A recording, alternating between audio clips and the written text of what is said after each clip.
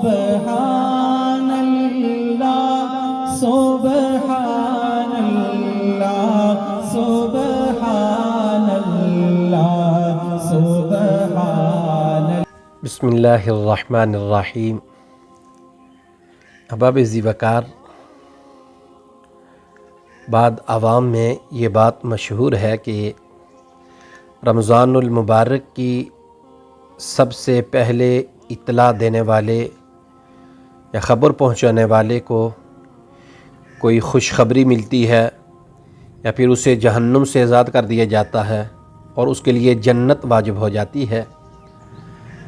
تو اس کے لیے گزارش ہے کہ ایسی کسی چیز کا تذکرہ کسی بھی حدیث مبارک میں نہیں ملتا، اس لیے اس کی نسبت آپ صلی اللہ علیہ وآلہ وسلم کی طرف کرنا درست نہیں ہے، لہٰذا اس طرح کے پیغامات دوسروں کو ارسال نہ کیے جائیں۔ رسول اللہ صلی اللہ علیہ وآلہ وسلم کی طرف کسی ایسی بات کو منسوب کرنا جو آپ صلی اللہ علیہ وآلہ وسلم نے نہیں فرمائی، تو یہ سخت گناہ ہے۔